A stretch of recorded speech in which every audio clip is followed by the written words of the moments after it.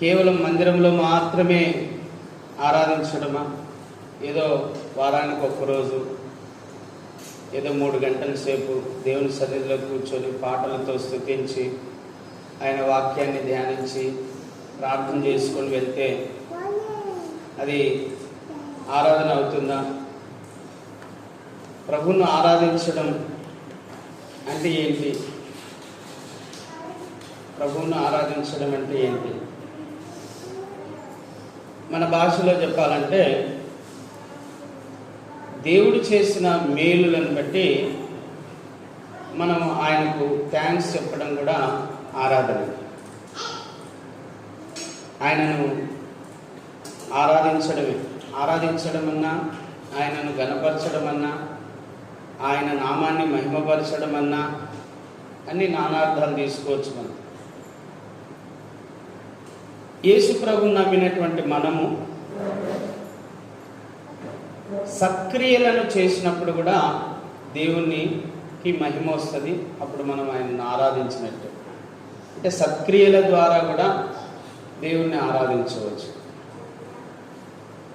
పాటతో దేవుణ్ణి స్తుతించి ఆరాధించవచ్చు.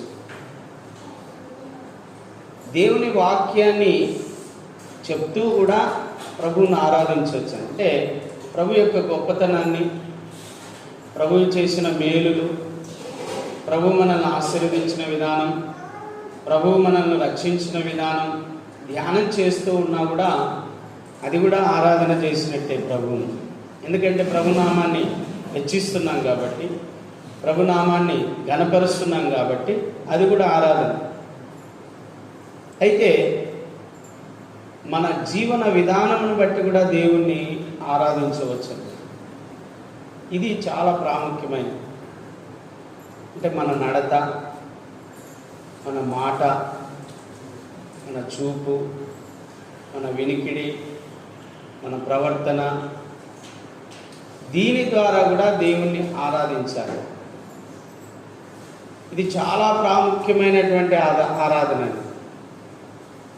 అంటే మన ప్రవర్తన ద్వారా, మన మాట ద్వారా, మన వినయ విధేయతల ద్వారా, మన నడవడిక ద్వారా, మన సాత్వికము ద్వారా, మన దీన మనస్సు ద్వారా, మన మంచితనం ద్వారా, మనం చూపించే ప్రేమ ద్వారా కూడా దేవుణ్ణి ఆరాధించవచ్చు. చాలామంది ఏంటంటే ఇప్పుడున్న క్రైస్తవులు పాటలతో ఆరాధిస్తారు, వాక్యాన్ని కూడా ధ్యానం చేస్తారు, చర్చికి కూడా బాగానే వస్తారు, బైబిల్ పట్టుకొని కూడా వస్తూ దేవుని